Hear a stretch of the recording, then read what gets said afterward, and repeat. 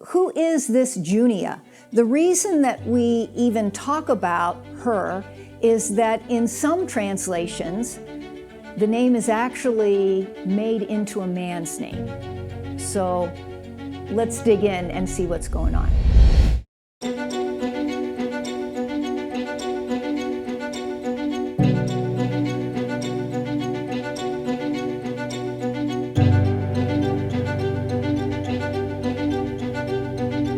Junia. Well, if you turn to the end of the letter to the Romans, in Romans chapter 16, there's a long list of Paul's friends that he is commending to the Roman church. And in verse 7, we read this: "Greet Andronicus and Junia, my fellow Jews who have been in prison with me. They are outstanding among the apostles, and they were in Christ before me." Well, who is this Junia? The reason that we even talk about her is that in some translations, the name is actually made into a man's name. So let's dig in and see what's going on. My name is Lynn, L-Y-N-N. If you just saw that in print, you might think that it refers to a man. Typically, the name Lynn, if it refers to a woman, has an E at the end. And I asked my parents, why did you spell my name with no E? And they said, you know, we don't like the name Linny. Even my sister Ann did not have an E at the end of her name. They didn't like Annie. I don't know why, but. So sometimes when someone sees my name in print, they may think that a man wrote this article or this book. It's not exactly the same problem that we have with Junia, but it's kind of close. In the Greek language and also in Latin, the way that names function in the text is a little different than in English. Going back to my name, using my name as an example, my name is always spelled L-Y-N-N. Whether it's the subject of the sentence, Lynn goes to the store, or whether it forms another part of the sentence, Jim told Lynn to go to the store.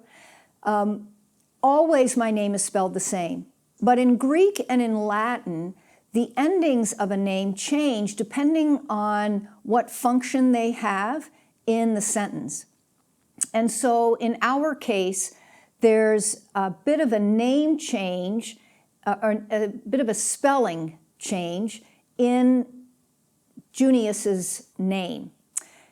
And so that's where people much later in history, like the 13th century, started to wonder if perhaps, in fact, this is not Andronicus, a man, and Junia, a woman, but was in fact two men that are being talked about.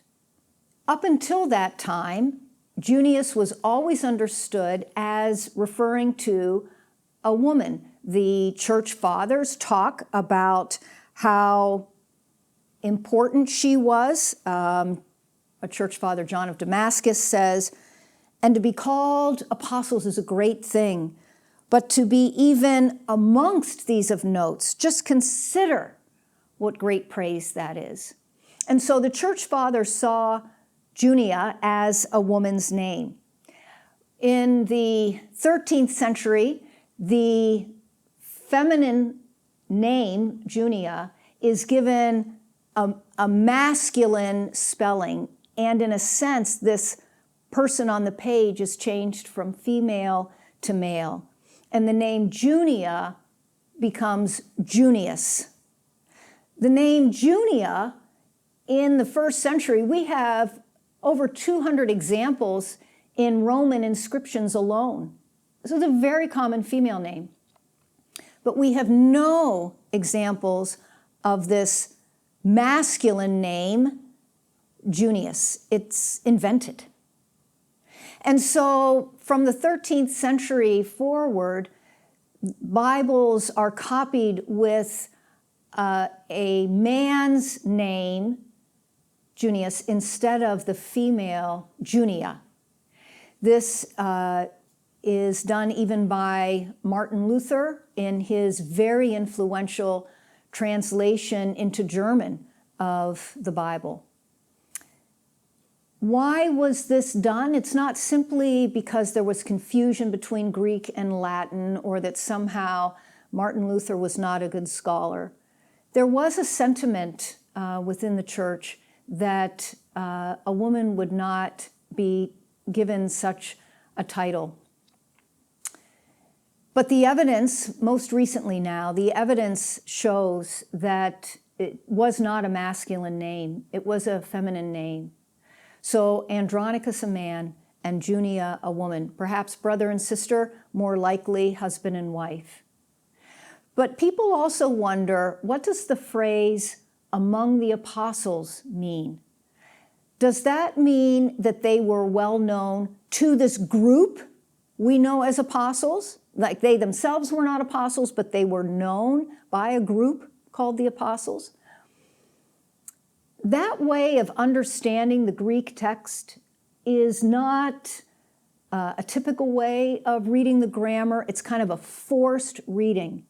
A more natural reading is that Andronicus and Junia are actually among the group called apostles. Now, these apostles, what did they do? They were messengers preaching the gospel. They had responsibilities to keep the faith and to transmit that faith to the congregations in accurate and loving ways. Sometimes, though, I think today, we focus on how much power did Junia have? Right? We see apostle and we think corner office, special parking spot. Remember where Andronicus and Junia are. They're in prison. Andronicus and Junia, because they preached their faith so faithfully, they were imprisoned, just as Paul found himself imprisoned because of his convictions for the gospel and his bold, fearless preaching. That's what an apostle is. That's who Junia was.